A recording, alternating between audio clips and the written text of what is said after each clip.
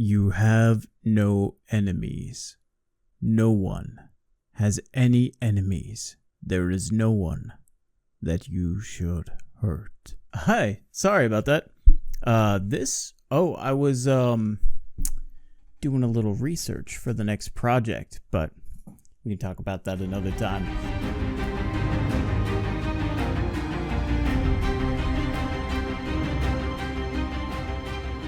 I am Noxiddar! I've talked about how when I finish a series, I'm often left with that kind of hole where this story had previously resided. And yet at the same time, there's that sense of fulfillment that I have finally finished this thing. And I have found the best way to get around those feelings is to dive into something new. So I'm very much looking forward to the next series to be able to react to. I'm going to try to, over the course of the next 25 minutes or whatever it happens to be, I'm going to try to really consider what this show has meant to me and give it a proper send-off as we wait for season 2, which has been confirmed, which is super exciting. So it's not like we're hanging in limbo or anything here. With that being said, let's go ahead and get to our last episode reaction for Delicious in Dungeon. That's so bizarre still. You mind slowing down a bit? The floor's full of gaps and it's hard to walk on. They got such little feet. Laios, how old are you? I'm 26 years old. Now that he's a dwarf, how old does Laios look to you? I would say around 60. Wow. Dwarves live about 2.5 times longer than tall men. So if I'm 26 as a tall man, I'd be 65 as a dwarf. Will we age at the rate we did before we transformed? Or will that change based on our new bodies? You'll only live till about 50 years old! You're gonna get all old and wrinkly and then die! Wrinkle-sill. They live to 100! There are some who live that long.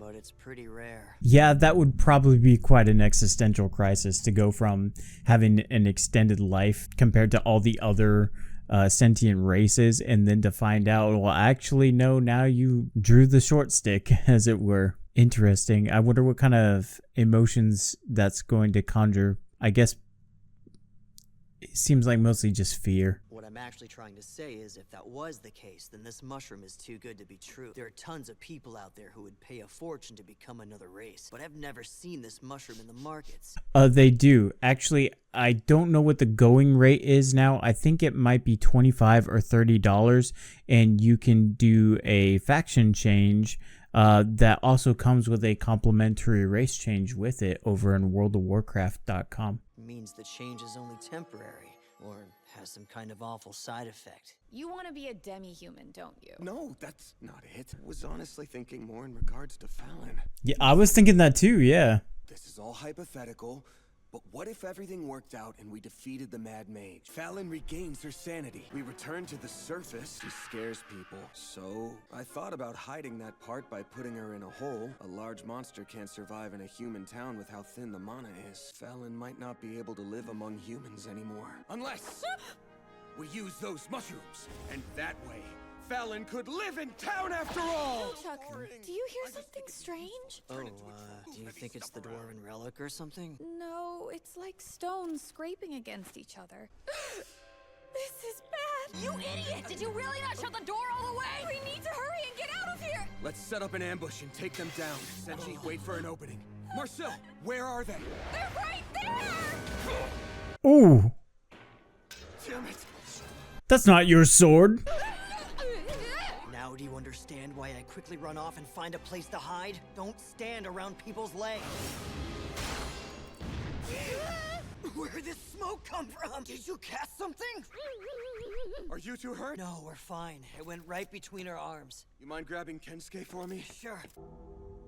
Does Does it always look like this? it changed. But maybe the smoke we saw was actually changeling spores? There wasn't a mushroom ring anywhere near here. Our arms were a ring when it passed through them. You guys, grab each other's hands and make a circle right now! Think before you open your mouth for once! Just trust me, okay? We're gonna have the gargoyle pass through our arms. My theory is correct. Then the gargoyle should change into something else. I don't think that was the plan.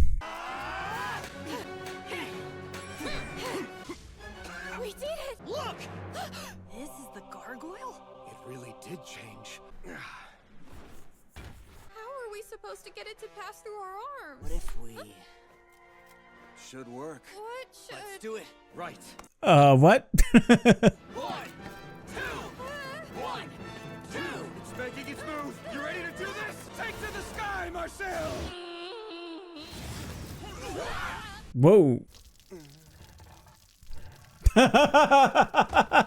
Perfect. Good riddance. It's kind of anticlimactic, but if you wash off the spores stuck to your body, you'll go back to normal. Can you please not? All it is water, so it's fine. I think I finally understand why the mushrooms behave the way they do. An animal steps into a changeling ring and transforms. They get shunned by their kind, then they die, and eventually become new changelings. The only thing that's kind of a bummer about this is that because it's not like a permanent change, it doesn't seem like maybe that's going to be an effective strategy for dealing with Fallon. Maybe. I don't know. I mean, she would be fine as long as she didn't take a bath or stand in the rain. Thanks, Netflix. Since we're not gargoyles, it's gonna take some time to go back to how we were. Kensuke, it's hard to believe that this is you now. Maybe it's a bit of a stretch to think the mushrooms were the cause of this. Will washing you change you back? Huh? What if? Oh, it changed its shape. What if eating that makes mushrooms start sprouting inside our stomachs? That didn't happen when we ate the hippogriff meat, thanks to digestion. Now then, Izutsumi, help me set the dishware. It's ready.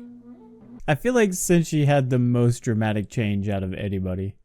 I mean, Chilchuk, he still has his attitude. He's just really tall. Marcel's pretty much the same, just really short. And Laios is pretty much the same, just stout. And Itsumi is pretty much the same, just a dog. Neat! My body is finally back to normal. What a lousy way to wake up! Thank goodness. I've never been happier.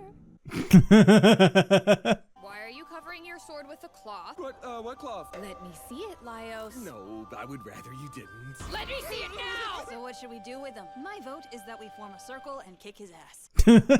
You find anything? Oh, good, his I'm sword's here in a back. strange building, but there's nowhere else to go. What? You mean this thing? It's probably an automated trolley. Let's go inside and have a look. I doubt this thing works anymore. Why is it moving? Senshi, what the heck did you do? This might be the kind of trolley that moves when people bored. I'm gonna try reading this information sign, so why don't you all just sit tight for a bit? Well, I'm not sensing anything dangerous just yet, so why don't we try going as far as it'll take us? Are they gonna find their way to Azeroth? Are we converging on worlds here? They're taking like the subterranean tram, like you take from Stormwind to Ironforge. I love it. Why'd you and your sister become adventurers anyway? Us?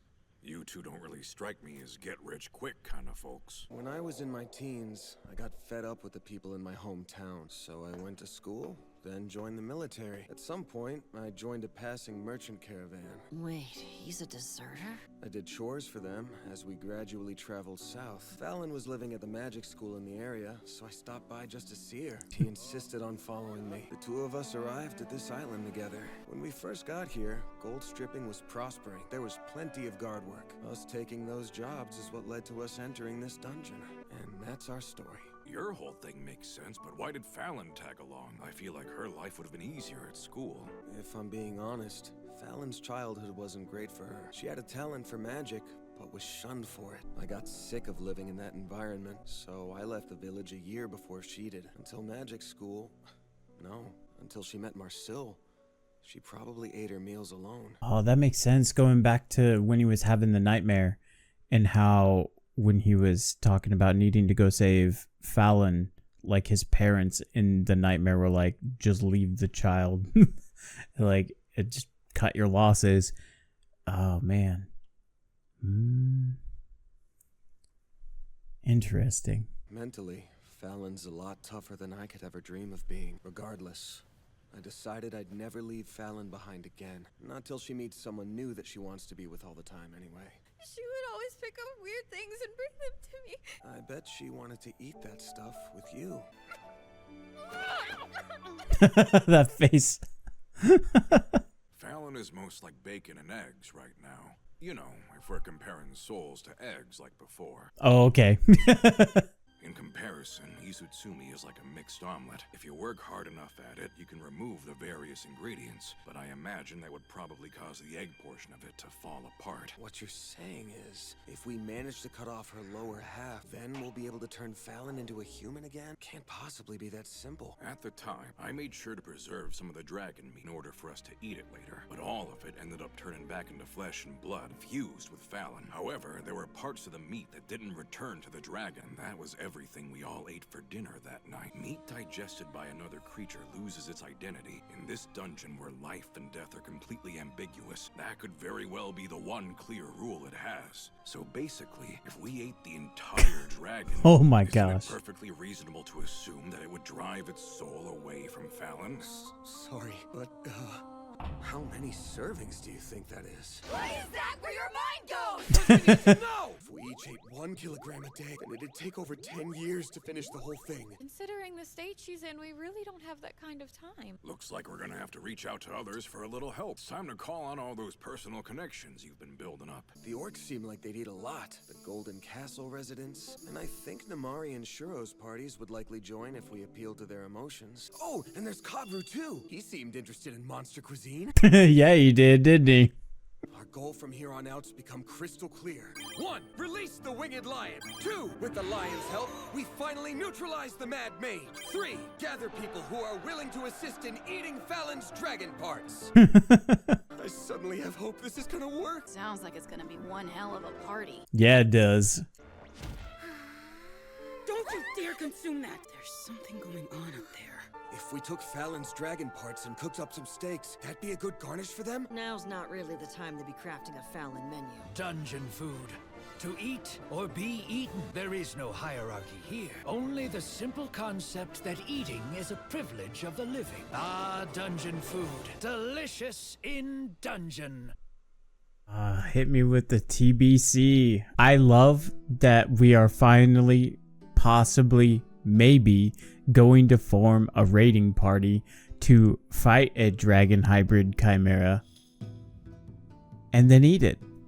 I love that. I love that so much. I remember watching the trailer for this on the Netflix anime YouTube. I know I've said this before, and of course it was in the Japanese with the English subs, and I thought this show sounded so bizarre. And I half jokingly started to come up with this idea that maybe I could do it. But I think at the time I was mainly focused on One Piece and Percy Jackson. And then I saw an Instagram post by Emily Rudd, because if you didn't know this, I really loved the One Piece live action. That was kind of my first foray into One Piece, and now I'm working through the anime and also the manga as well. And I saw that she was voicing Marcel, and that was at least enough to get me to try it. Of course, I'm trying it in the English dub, which some people in the comments have let me know they don't appreciate that. And well, you know what? They're also not here anymore, so or at least I haven't seen them pop up again.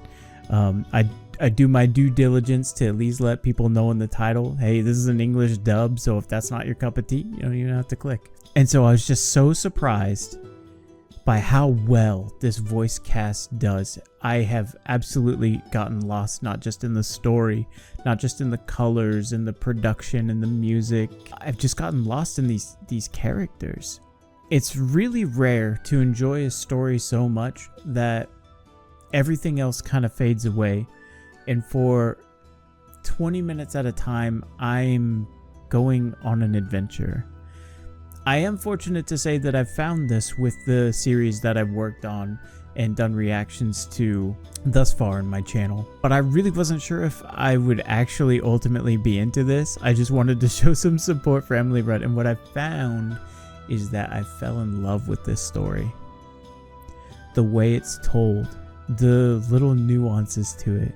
And I know I've had people that say, if you like this, try this, it's just like it. And I'm not gonna lie, you may notice that when I move from different stories, I try to do things that aren't necessarily totally related to what I've already done. I try to avoid comparison unless it's a comparison to like elevate the art, to elevate the experience, both for me and for you. And I think I would be doing a lot of disservice if I jumped from something like this and then I went to something maybe that also had to do with like cooking and things like that. I'm glad that I had this experience, and it means so much to me to be able to go through this and fall in love with a story, not because I knew that it had a lot of pop culture relevance, not because it was recommended to me. It was an entire discovery. It was like sampling a monster for the first time out of curiosity. And all I know is that I feel so satisfied.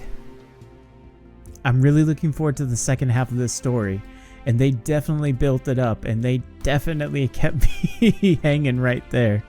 I hope you've enjoyed this adventure as well. I really look forward to all the other adventures we will be going on while we wait for the second season of Delicious in Dungeon. There's so many more experiences that I look forward to having, and I can't wait. It feels like we're just getting started. It's exciting. But it's also getting late. I hope you enjoyed this reaction, and I will see you in the next one. Until then, this is Noxiddar out. We'll see ya. I appreciate you.